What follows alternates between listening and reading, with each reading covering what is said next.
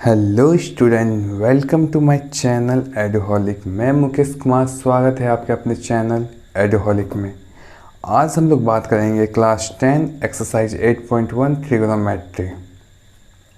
उसके पहले बात करते हैं कि कल गलती से क्वेश्चन नंबर 9 सॉल्व हो गया था, क्वेश्चन नंबर 8 स्किप हो गया था।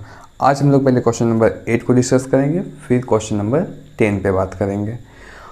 उसके पहले थोड़ा सा एक यहाँ पे कुछ बेसिक समझ लेते हैं कि फॉर एग्ज़ाम्पल पहले भी मैं बता चुका हूँ कि अगर 4x is equal to suppose 15 है, तो आपको मैंने बताया था कि इस x को अकेले करना है तो x is equal to 15 divided 4। Same concept यहाँ पे यूज़ करना है कि अगर 3 cot a is equal to 4 है तो cot a is equal to 4/3 होगा। अच्छा, इसका एक डायग्राम यहाँ पे ड्रॉ कर लेते हैं। सपोज मान लीजिए ए बी सी एक राइट एंगल ट्रायंगल है और राइट एंगल एट बी। तो यहाँ पे बोला है कि 3 cot a is equal to 4, then cot a is equal to 4/3। और हमको पता है कि यहाँ पे जो एंगल ले रहे हैं ए, वो हम यहाँ पे एंगल ए इंडिकेट कर रहे हैं इसको, तो इसके अपोजिट साइड जो होगी वो हमेशा परपेंडिकुलर होगी। तो 90 डिग्री के सामने जो साइड होती है वो हमेशा हाइपोटेनस होती है। तो ये बच गया बेस। अब बात करते हैं, यहाँ पे इसको हम बोल सकते हैं कि ये b/p होता है, क्योंकि ये फॉर्मूला ही मैंने बताया था कि cot a is equal to b/p। फिर b/p रेशियो के फॉर्म में है, तो यहाँ पे क्या करना है, let b is equal to 4k and p is equal to 3k। तो यहाँ पे हमको फाइंड करना होता है sine A cos A. Sine A cos A find करने के लिए हमको p/h और b/h चाहिए, तो उसके लिए हाइपोटेनस पहले फाइंड करना पड़ेगा। हाइपोटेनस निकालने का एक ही फॉर्मूला अगेन लगाना पड़ेगा कि h² is equal to p² plus b²। h² find करना है, p हमको यहाँ पे दिया हुआ है 3k² प्लस b 4k²। जब आप इसको सॉल्व कीजिएगा तो h² is equal to 9k² plus 16k²। Then h² is equal to 9 16 solve करने पे आपका 25k²। h is equal to square root 25k²। मतलब कि जब ये स्क्वायर इक्वल के वो साइड जाता है, मतलब RHS में जाता है, तो वो स्क्वायर रूट बन जाता है। अब h इज इक्वल टू 25, 5 का स्क्वायर रूट हो, 5 का स्क्वायर 25, तो 25 स्क्वायर रूट होता है 5 का, k² का k। आपको h की वैल्यू फाइंड हो गई। अब एक काम करते हैं, हमको फाइंड क्या करना है, tan a चाहिए, cos a चाहिए, sin a चाहिए। इसको सेपरेटली हम कहीं फाइंड कर लेते हैं, तो हमारे लिए वो बेनिफिशियल होगा। यहीं पे इसको हम फाइंड कर लेते हैं। पहले क्या चाहिए हमको, tan a is equal to होता है p/b। p अभी जस्ट फाइंड किया यहाँ पे 3k और b is equal to 4k, k cancel, 3/4 is your answer. Next cos a is equal to b/h। b आपका यहाँ पे है 4k और h अभी जस्ट फाइंड किए 5k, तो 4k/5k that means 4/5। Last sin a is equal to p/h। p is equal to 3k and h is equal to 5k। k again cancel, 3/5 is your not answer. This is the value of tan a, cos a and sin a। अब हमको solve करना था कि 1 minus tan² a by 1 plus tan² a का जो value आएगा वो cos² a minus sin² a के वैल्यू के इक्वल होगा। That means LHS is equal to RHS हमको सॉल्व करना है। तो सबसे पहले हम बात करते हैं कि यहाँ पे LHS को पहले सॉल्व करते हैं। LHS, तो LHS मेरा गिवन क्या है, 1 minus tan² a by 1 plus tan² a। अब इसका वैल्यू पुट करते हैं, 1 माइनस 10a का वैल्यू अभी जस्ट फाइंड किए 3/4, तो हम यहाँ क्या करेंगे 10a के जगह इसको 3/4 को रिप्लेस कर देंगे। तो 3/4 का square man bracket 1 plus again 10a 3/4 का स्क्वायर। अब इसको सॉल्व करते हैं। जब इसको सॉल्व करेंगे तो 1 3 का स्क्वायर 9 4 का स्क्वायर 16 बाय 1 प्लस 9/16। ऊपर भी एलसीएम होगा नीचे भी एलसीएम होगा। ऊपर आपका एलसीएम हो जाएगा 16।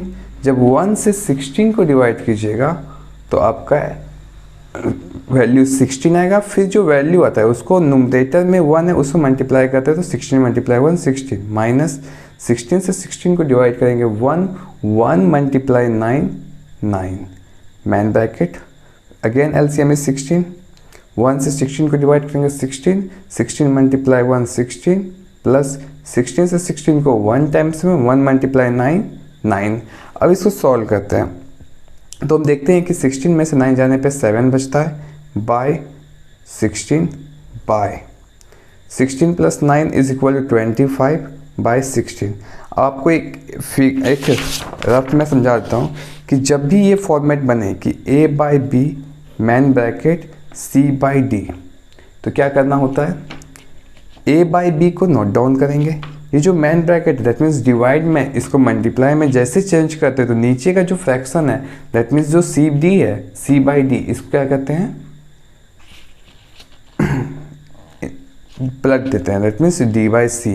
तो ये फॉर्मेट बनता है। तो सेम फॉर्मेट हमको यहाँ अप्लाई करना है कि 7/16 मल्टीप्लाई 16 क्या होगा प्लट जाएगा तो 16/25। यहाँ से 16 16 cancel that means 7/25 is your value of 1 minus 10 square A by 1 plus 10 square A. आप इसको नोट्स कर सकते हैं यहाँ पूरा। अब बात करते हैं RHS की। RHS हमको दिया हुआ था cos square A minus sine square A. cos ए का वैल्यू 4/5 फाइंड कर चुके हैं, साइन ए का वैल्यू 3/5 ये भी फाइंड कर चुके हैं। तो cos स्क्वायर ए तो cos ए का वैल्यू 4/5 बट यहाँ पे क्या है cos स्क्वायर ए तो 4/5 का स्क्वायर माइनस साइन स्क्वायर ए साइन ए का वैल्यू 3/5 का स्क्वायर। जब आप इसको सॉल्व कीजिएगा तो 16 4 का स्क्वायर 16 5 का स्क्वायर 25 माइनस 3 का स्क्वायर 9 5 का स्क्वायर 25। अब अगेन इसको जब आप यहाँ पे क्या होना पड़ेगा दोनों फ्रैक्शन है तो एलसीएम लीजिएगा 25 सेम दोनों का डिनोमिनेटर है तो हम क्या करेंगे एज इट इज़ लिख सकते हैं। तो आप इसको माइनस कीजिएगा तो 7/25। अब आप यहाँ देख सकते हैं कि 1 minus 10 square A by 1 plus 10 square A का वैल्यू भी 7/25 आया था और cos square A minus sine square A का वैल्यू भी 25 आया था। तो हम क्या बोल सकते हैं फाइनली कि LHS is equal to RHS। That means जो स्टेटमेंट था वो क्या है 100% करेक्ट है। अब नेक्स्ट क्वेश्चन के मूव करते हैं। Question number 10 in a triangle PQR right angle at Q PR plus QR is equal to 25 centimeter and PQ is equal to 5 centimeter. Determine the value of sin P cos P and tan P। ये सवाल को solve करने के पहले फिर एक बार थोड़ा सा बेसिक पे बात कर लेते हैं, बेसिक समझते हैं। सपोज ये एक राइट एंगल ट्रायंगल है। अगर हम ये एंगल को इंडिकेट कर रहे हैं थीटा तो इसके सामने जो साइड होगी अपोजिट साइड वो हमेशा परपेंडिकुलर होगी और यहाँ पे अगर 90 डिग्री है तो ये क्या होगा हाइपोटेनस होगा और ये क्या होगा बेस होगा। आपको मैं बस यहाँ बताना चाहता हूँ कि इन राइट एंगल ट्रायंगल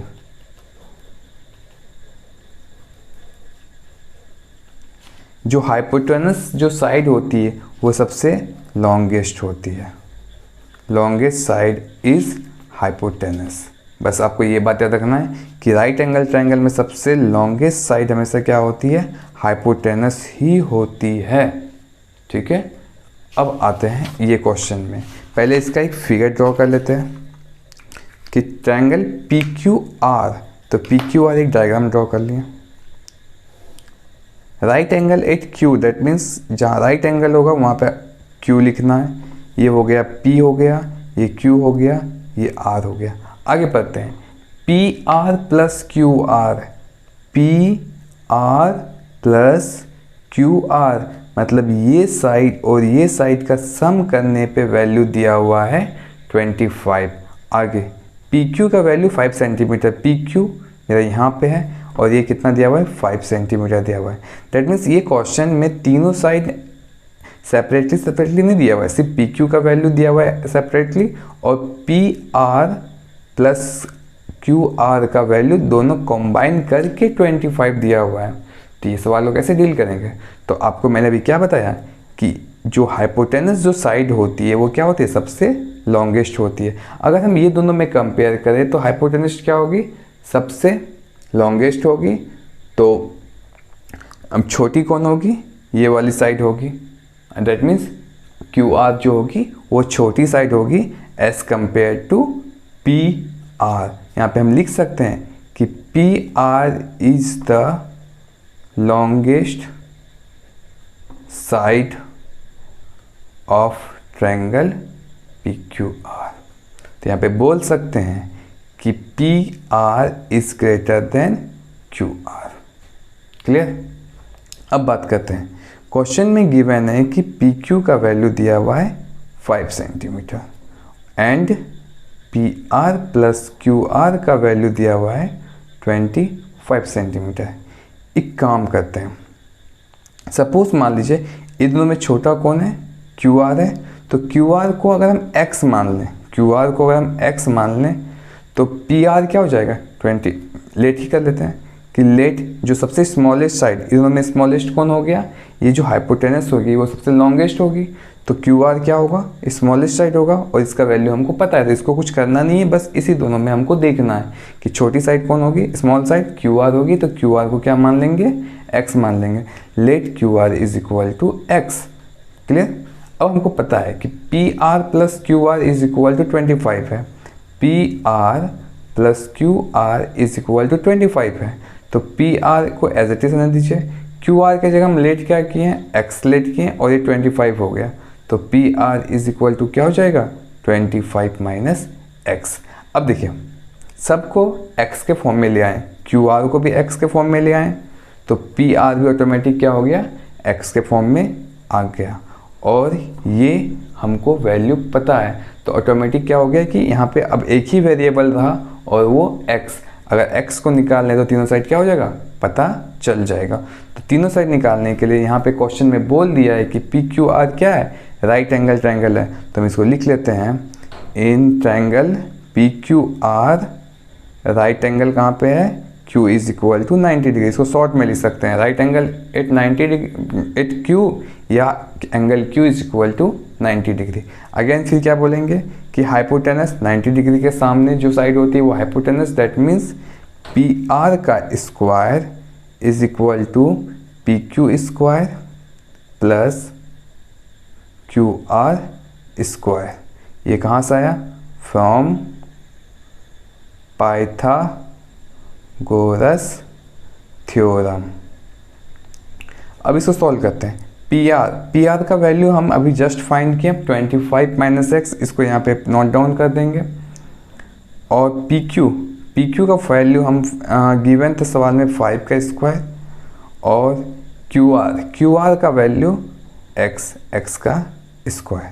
अब यहाँ देख सकते हैं कि 25 माइनस एक्स मतलब 25 क्या है, कांस्टेंट है, और x क्या है, वेरिएबल। जब भी किसी होल स्क्वायर में वेरिएबल कांस्टेंट आए तो यहाँ पे फॉर्मूला का यूज़ करना है। यहाँ पे कौन सा फॉर्मूला लगेगा, a माइनस बी। और आपको पता होना चाहिए कि a माइनस बी का एक आइडेंटिटी है और इसका फॉर्मूला होता है a square minus 2ab plus B square. तो इस फॉर्मूले का यूज़ हम यहाँ करने वाले हैं। आपके सामने अभी हम नोट करेंगे कि ए के जगह 25 का square minus 2ab 2 into 25 into B plus B square, that means X का स्क्वायर इज इक्वल टू 5 का स्क्वायर 25 प्लस एक्स का स्क्वायर एक्स स्क्वायर। 25 का स्क्वायर होता है 625 minus 25 to the 50x plus x square is equal to 25 plus x square. अब यहाँ पे क्या करते हैं, सारे वैल्यू को इधर ले आते हैं, LHS में ले आते हैं। तो 625 minus 50x plus x square, ये प्लस 25 पे बराबर कराने पे क्या हो जाएगा -25, और एक्स स्क्वायर का साइन क्या है पॉजिटिव है, इधर आने पे negative x square is equal to 0। अब आप देखेंगे कि एक्स स्क्वायर और एक्स स्क्वायर आपको बिल्कुल सेम टू सेम मिल रहा है, बट यहाँ पे क्या है प्लस एक्स स्क्वायर है, यहाँ पे माइनस एक्स स्क्वायर है। तो जब भी plus x square minus X square है same quantity but negative opposite sign, तो ये कैंसिल आउट। फॉर एग्जांपल कि +4 में से 4 जाने पे क्या बचता है 0, तो 4 का साइन यहाँ पे क्या है पॉजिटिव है, और यहाँ पे 4 का साइन क्या है निगेटिव, तो 4 में से 4 जाने पर 0 बचता है। सेम यहाँ पे एक्स स्क्वायर में से एक्स स्क्वायर जाने पे 0। अब क्या बच गया -50x, इसको यहाँ सॉल्व करते हैं।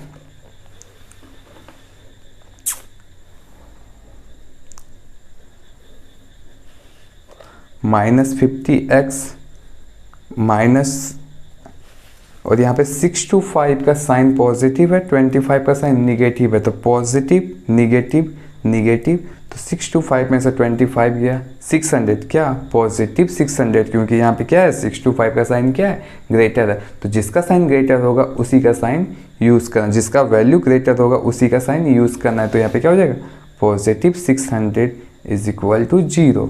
तो -50x इज इक्वल टू, ये 600 को बराबर को उधर भेजने पे इसका पॉजिटिव साइन है, तो उधर क्या हो जाएगा -600 हो जाएगा। तो minus minus cancel out, then x is equal to 600/50, 0 0 cancel, 5 1 जा 5, 5 2 जा 10, that means x is equal to 12। अभी हम फाइंड क्या किए, x किसको लेट किए थे QR की वैल्यू को, QR की वैल्यू को क्या फाइंड किए थे लेट किए थे x is equal to 12 centimetre, clear है। और नेक्स्ट क्या था PR की वैल्यू को यहाँ पे जस्ट आप देख सकते हैं कि 25 माइनस एक्स आया था, तो यहाँ पे हम क्या लिखेंगे 25 माइनस एक्स, तो 25 माइनस एक्स का वैल्यू 12 है, तो आंसर कितना जाएगा 30। देखिए आपका सवाल अभी कंप्लीट नहीं हुआ है, ये अभी आधा सॉल्व हुआ है। आधा हम क्यों बोल रहे हैं, क्योंकि यहाँ पे देख सकते हैं कि आपको साइन P फाइंड करना है, कॉस P फाइंड करना है एंड tan P फाइंड करना है, मतलब एंगल यहाँ पे क्या है P, तो हमको भी क्या करना है ये P लेना है। तो इस एंगल P के लिए ये जो अपोजिट साइड होगी ये हमेशा क्या होगी परपेंडिकुलर होगी, और 90 डिग्री के सामने हमेशा क्या होता है हाइपोटेनस होता है, और बच गया ये बेस। ऑटोमेटिक जो थर्ड साइड बच गया वो हमेशा बेस होगा। बस आपको ये याद रखना है कि 90 डिग्री के सामने जो साइड होती है मतलब अपोजिट साइड, मतलब आप अपोजिट के लिए सिंपल सा एक लाइन ड्रॉ करना है आपको, जहाँ पे वो जाएगी वही आपका क्या हो जाएगा अपोजिट साइड, और वो क्या होगा हमेशा परपेंडिकुलर होगा। और 90 डिग्री के सामने जो साइड होती है वो हमेशा हाइपोटेनस होती है, और जो रिमेनिंग एक साइड बच गया वो आपका परपेंडिकुलर होगा। आई थिंक यहाँ तक आपकी सारी बातें, सारा डाउट क्लियर हो गया होगा। अब फाइंड करते हैं साइन P यहाँ पे सॉल्व करते हैं। एक number sine P is equal to, आपको फॉर्मूला बता चुके हैं P/H। एंगल कौन सा ले रहे हैं, एंगल P को ही ले रहे हैं, तो इस एंगल P के लिए P क्या होगा QR होगा, तो यहाँ पे हम बोल सकते हैं QR बाय, और H क्या होगा PR होगा, तो यहाँ पे क्या लिखेंगे PR। तो QR की जो वैल्यू है वो X है, और X का भी जस्ट फाइंड किया आंसर 12, तो कितना हो जाएगा 12, और H की वैल्यू 25 माइनस एक्स, और 25 माइनस एक्स की वैल्यू भी जस्ट फाइंड किया 13, तो 12/30, clear. Last note second number हमको फाइंड करना है cos P is equal to होता है B/H। क्या होता है B/H। अच्छा cos P एंगल P के लिए तो ये B हो गया, लेकिन हमको चाहिए क्या B, ये P हो गया मतलब परपेंडिकुलर, बेस हमको चाहिए, बेस क्या होगा PQ होगा, तो यहाँ पे PQ/H। H अभी फिर क्या होगा मेरा 90 डिग्री के सामने H होगा, और वो क्या होगा PR होगा, तो PR यहाँ पे लिख दिए। अब PQ का वैल्यू हम फाइंड कर चुके हैं, कितना सवाल में गिवन था 5 सेंटीमीटर, पहले से स्टार्टिंग से गिवन है मेरे सवाल में 5, और पी आर का वैल्यू अभी एच जो है वो just 25 minus x, that mean 25 minus x is equal to 13 आया है। तो 5/13 is my answer. Last 10p is equal to formula होता है p/b। आपको नहीं दिख रहा होगा, अभी दिख जाएगा। फॉर्मूला क्या होता है p/b। अब p/b है तो इस केस में एंगल p के लिए अगेन बता रहे हैं कि ये क्या होगा, परपेंडिकुलर होगा और ये बेस होगा। तो 10p तो एंगल p के लिए p यही हो जाएगा, क्या हो जाएगा QR, और b बेस क्या हो जाएगा PQ, मेरा जो हो जाएगा वो बेस हो जाएगा। अब वैल्यू फाइंड करते हैं। QR का वैल्यू x का वैल्यू भी जस्ट फाइंड किए 12, यहाँ पे 12 लिख देंगे। और b मेरा पहले से स्टार्टिंग में सवाल में दिया हुआ है 5, तो 5। तो ये आपका जो आंसर है साइन p का वैल्यू 12/13, कॉस p का वैल्यू 5/13 और tan p का value 12/5। These are your answer. आप नोट्स कर सकते हैं। अब लोग लास्ट क्वेश्चन को डिस्कस करते हैं। एक्सरसाइज 8.1 का सबसे लास्ट क्वेश्चन नंबर 11। इसमें क्या हो रहा है, state the following statement are true और फॉल्स। मतलब ये जो स्टेटमेंट गिवन है ये ट्रू है कि फॉल्स है, ये आपको बोलना है। एंड जस्टिफाई योर आंसर, आपको इसका रीज़न भी देना है कि ये ट्रू क्यों है या फॉल्स है तो फॉल्स क्यों है। ठीक है, एक नंबर बात करते हैं। The value of 10a is always less than 1, कि जो 10a का वैल्यू होता है वो ऑलवेज लेस देन 1 होता है। ये बात बिल्कुल ही गलत है। अब क्यों गलत है इसको समझने के लिए समझिए यहाँ पे। क्योंकि जब एक्सरसाइज 8.2 आप पढ़िएगा उसमें देखिएगा कि एक tan 60 का वैल्यू आता है, tan 60 डिग्री। यहाँ पे खाली एंगल A एंगल थीटा बोल रहे हैं, मतलब आई मीन यहाँ पे आपको सिर्फ क्या अभी तक पढ़ाए हैं कि या तो tan A बोलिए या तो tan थीटा बोलिए या tan P। मतलब यहाँ पे एंगल प्रॉपर नहीं दिया होता, कोई भी यहाँ पे वेरिएबल था, या तो A था या तो P था या तो थीटा था, कुछ था। मतलब ऐसा कोई प्रॉपर यहाँ पे कांस्टेंट वैल्यू नहीं था। लेकिन जब आप 8.2 पढ़िएगा तो वहाँ पे आपको देखिएगा कि tan 0 डिग्री होगा, tan 30 डिग्री होगा, tan 60 डिग्री होगा, tan 45 होगा। वहाँ पे जो एंगल के जगह पे कोई कांस्टेंट वैल्यू होगा।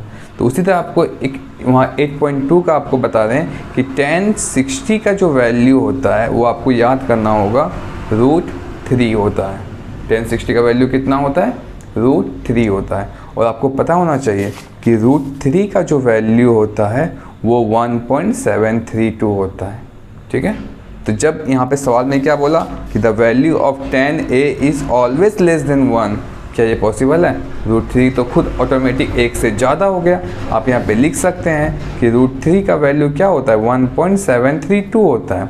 दैट मीन्स जो √3 है ये क्या है, मोर देन 1 है। लेकिन क्वेश्चन के अकॉर्डिंग क्या था कि जो tan a का वैल्यू है वो हमेशा लेस देन 1 होगा, जो ये बात बिल्कुल गलत है।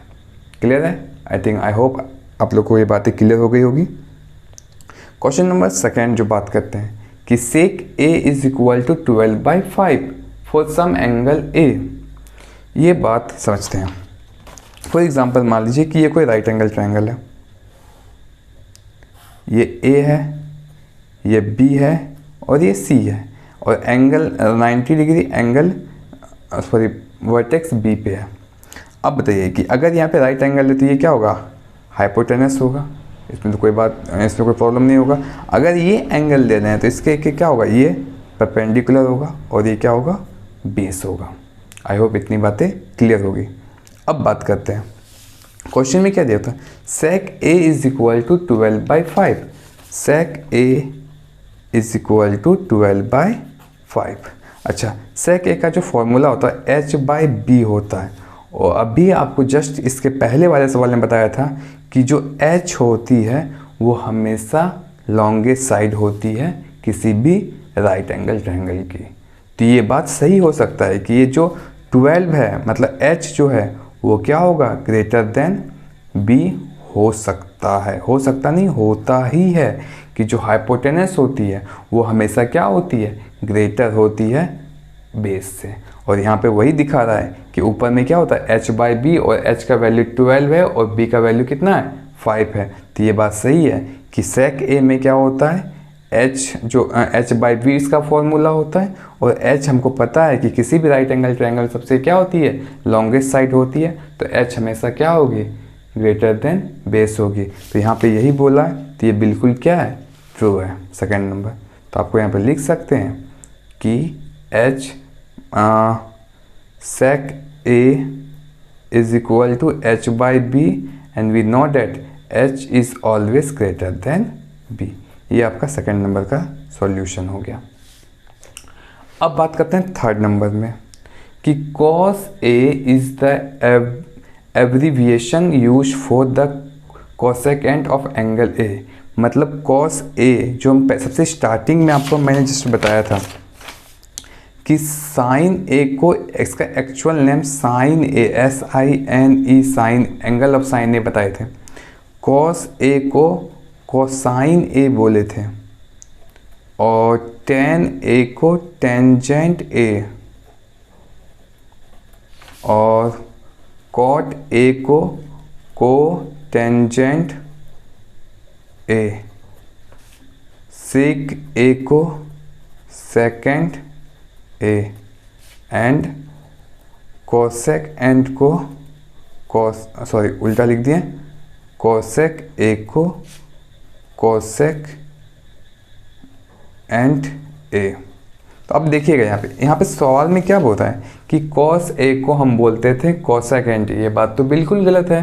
कॉस ए को क्या बोलते थे, यहाँ पे कोसाइन बोलते थे। मतलब यहाँ पे इसको सिंपल, मतलब कि कोसेक ए का सिंपलेस्ट फॉर्म क्या होता है, कॉस ए, नहीं ना, कोसेक एंड का सिंपलेस्ट फॉर्म क्या होता है, कोसेक ए ही होता है। कोसेक एंड का सिंपलेस्ट फॉर्म क्या होता है, कोसेक ए। लेकिन यहाँ पे बोला है कॉस ए का सिंपलेस्ट फॉर्म कोसेक ए, नहीं, कॉस ए का सिंपलेस्ट फॉर्म क्या होता है, कॉस ए का सिंपलेस्ट फॉर्म होता है कोसाइन ए, जो ये क्या है, बिल्कुल गलत है। यहाँ पे सवाल में दिया था क्या कि कॉस ए का सिंपलेस्ट फॉर्म कोसेक एंड ए, ये बिल्कुल ही गलत है। कॉस ए का सिंपलेस्ट फॉर्म क्या होता है, कोसाइन ए।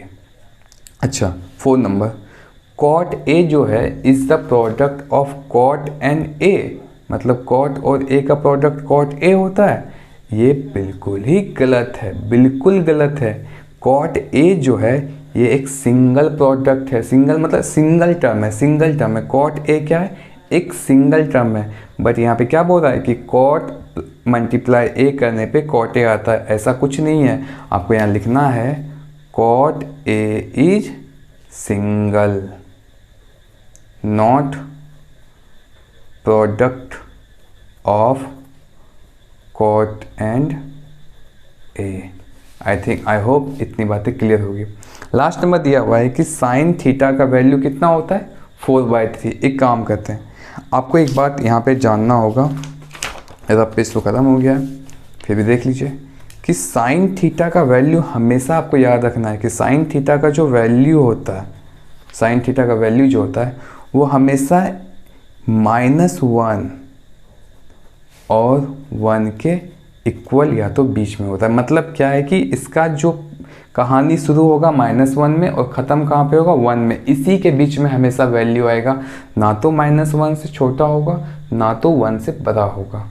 ये बात क्लियर होगा। हाँ, इक्वल हो सकता है, -1 भी हो सकता है, और इक्वल टू का मतलब यहाँ पे क्या दिया हुआ है, लेस देन इक्वल टू, मतलब लेस देन होगा और इक्वल टू हो सकता है किसका, 1 का। मतलब 1 से छोटा भी होगा और 1 के बराबर हो सकता है, बट 1 से कभी ग्रेटर नहीं होगा। साइन थीटा का वैल्यू कभी भी 1 से ज़्यादा नहीं होगा और -1 से कभी कम नहीं होगा। इसका ये इतना ही इसका एरिया है साइन थीटा का। ये आप हायर क्लास में या तो इसके आगे आपको डिस्कस कर देंगे 8.2 में। बस आपको बस इतना भी जानना है कि साइन थीटा का वैल्यू कितना होता है, हमेशा -1 से 1 के +1 के बीच में होता है साइन थीटा का वैल्यू।